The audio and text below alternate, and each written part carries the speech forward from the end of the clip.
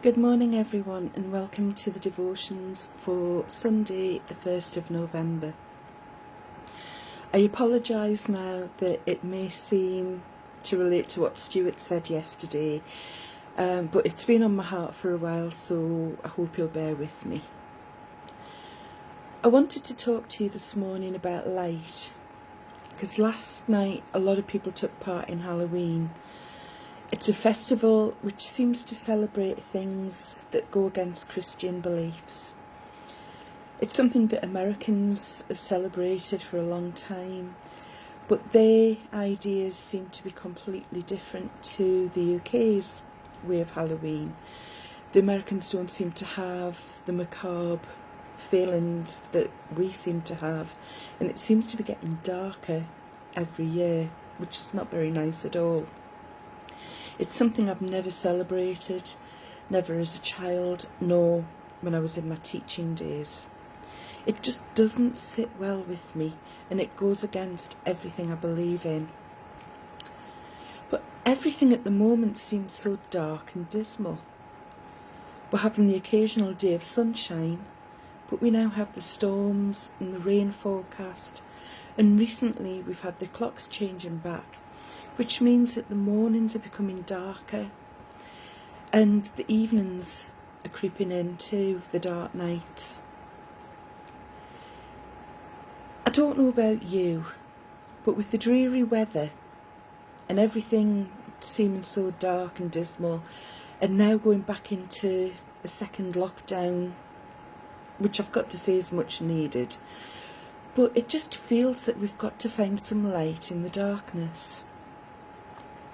We heard yesterday about Jesus being the light of the world, stepping down into a world of darkness so that he could show us the way. John 8 verse 12 tells us, "Then Jesus spoke to them, saying, I am the light of the world. Those who follow me will not walk in darkness, but will have the light of life." So when we give our lives to Jesus, it means that we have that light within us. It's our responsibility to keep that light shining brightly so that others can see it. We shouldn't hide it away or forget about it, or even bring it out when we remember. It's there within us, our responsibility to keep it shining. Matthew 5 verses 14 to 16 says, "You are the light of the world. A city built on a hill cannot be hidden. Nor do people light a lamp and put it under a basket, but on a stand, and it gives light to all in the house. In the same way, let your light shine before others, so that they may see the good works you do, and give glory to your Father who is in heaven." I don't know about you, but sometimes it's hard to keep that light shining in the darkness. Sometimes it feels as if I need a higher wattage bulb just to keep going. And yet we're told in John 8 verse 12 that if we follow Jesus, we'll never walk in darkness, but we'll have that light of life. I remember struggling with depression, and a very good friend of mine said to me, "If you look to the light, the shadows will fall behind you." And it's so true. No matter how dark life can get, and it seems, there's always light to be found if we look for it. Once we find it, we have to keep our eyes upon it. The times we're going through make it more difficult to see the light, or even share our light with others. Yet we must, especially in the times we're facing. The darkness won't last forever. So how do we let our light shine? Well, firstly, we have to remember that God is the one who sent the light. We have to trust in him, because he's our Father in heaven. Keep our eyes focused on him and feast on his word. Also, we have to remember that on the days when life seems pretty dull, it's still creating light. And even that smallest amount of light can still create a difference to someone in darkness. We need to try reaching out to those in darkness, even those who feel that the light isn't very bright at the moment. Do a buddy check. See who needs some extra light. Reach out the virtual hands of friendship. It can really make a difference. It's made a difference for me. We have to be prepared to let go of hurts and negativity.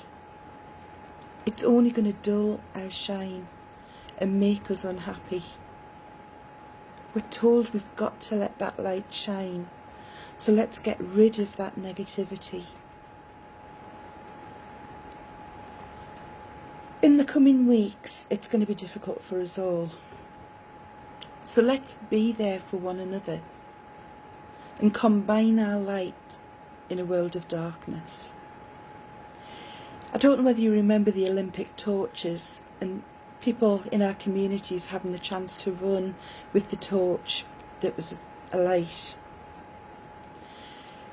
Eventually, all those torches came together. It was for the Olympics in 2012 in London. They looked beautiful on their own, but if you can remember in the stadium when all of those lights were combined, the effect that each individual light had combined with others, it was phenomenal. We're going through a time where we're not going to be able to meet in churches at the moment, but we can still run our part in the race, sharing our light in each corner of the world, each corner of our community. When we do come back together, can you imagine the display that we're going to create for God? It's a time of year when we're building up to Advent, the time when we get ready to celebrate the birth of Jesus, who's the one true light of the world, who came to show us the way. It's a time when we remember that star that shone down so that everybody could see their way to Jesus. This could be a time when we put stars in our windows, just as we did with the rainbows.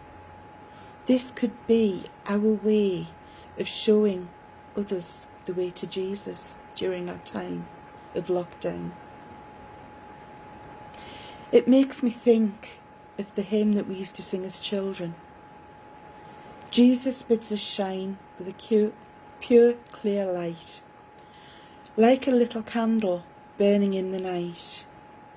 In this world of darkness, we must shine. You in your small corner, and I in mine. Let us be that light, shining in the corner, reaching out to others so that they can see it too. Have a great day. God bless.